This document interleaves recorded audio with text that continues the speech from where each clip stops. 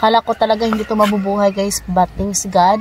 Tingnan nyo, sobrang taba-taba ng ating sayote. Hi guys, nandito tayo ngayon sa garden. Magtatanim tayo ngayon ng albati, yung kulay red ba? Tapos kangkong, sama lang natin dito. At saka i-update ko kayo sa aking sayote. Yan na guys, oh, mingkatay na. Ganyan nakalaki yung sayote ko guys.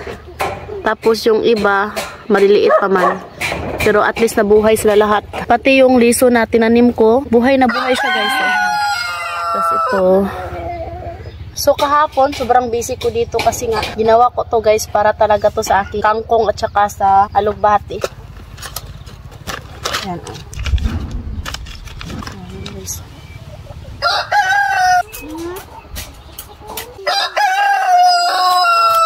Malambot na tong lupa dito guys.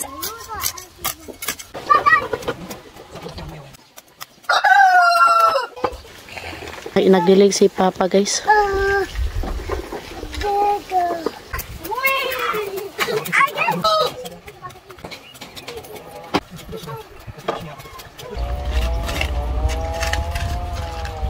Ito yung kangkong guys. Last year, dami nating na-harvest ng kangkong at saka alugbati guys.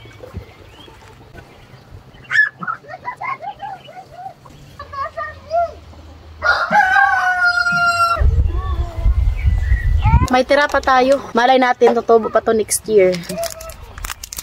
Dito tayo sa kangkong.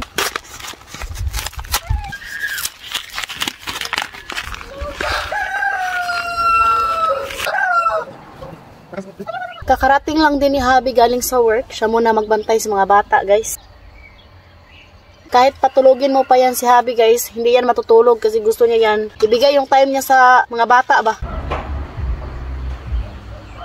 Ito yung gagamitin natin guys, pang tabon.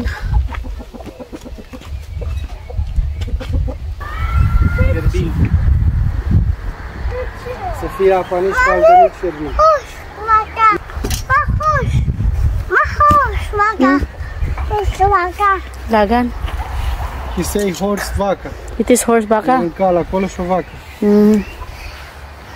Ai văzut și calul Edi? Da.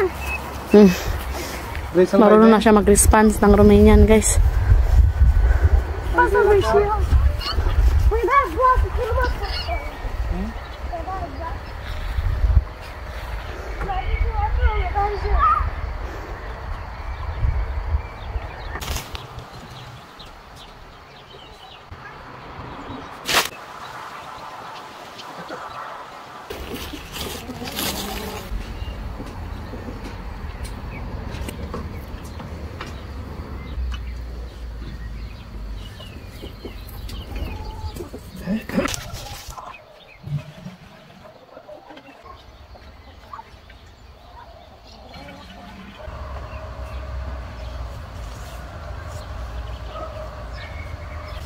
Da.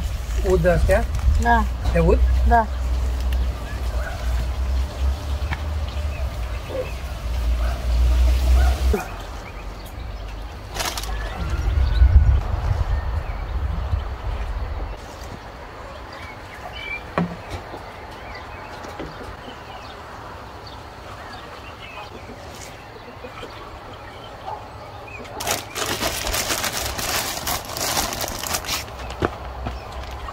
Kala ko talaga hindi to mabubuhay guys, but thanks God. Tingnan nyo, sobrang taba-taba ng ating sayote. Masarap din to guys, oh, itong udlot bitaw sa sayote. Yan oh.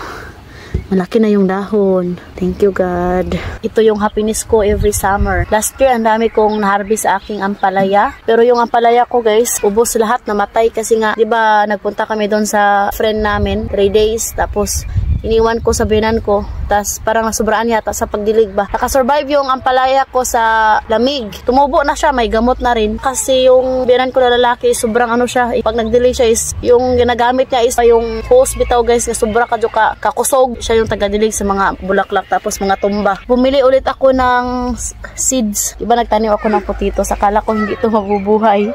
Tingnan nyo, taba-taba ng potatoes ko guys. Diba?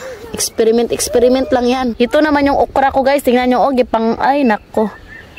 Ang dami mga butas-butas dahil doon sa kanang parang daga bitaw guys. Sa Luigi. Dami mga butas-butas. Yan. Butas-butas yung sa ilalim yan guys. Tingnan nyo, tingnan nyo. Kaya nasira, tingnan nyo, di ba?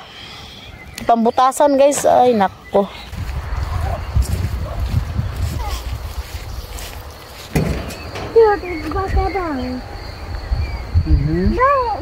Edi. Acolo e Daddy și Edi.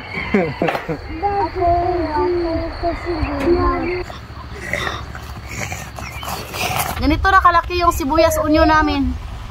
Malaki na po yun na to ilagay sa sabaw. Tubig.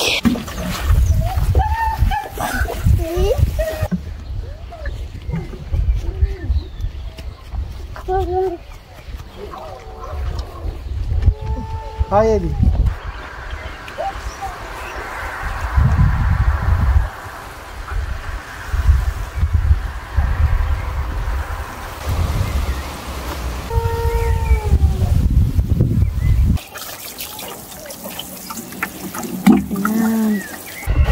Guys, kailangan ko itong takpan itong ating lupa. Tapos na tayo magtanim ng kangkong at saka alugbati. So, i-update ko na lang kayo pag nabuhay itong mga gulay ko dito sa garden.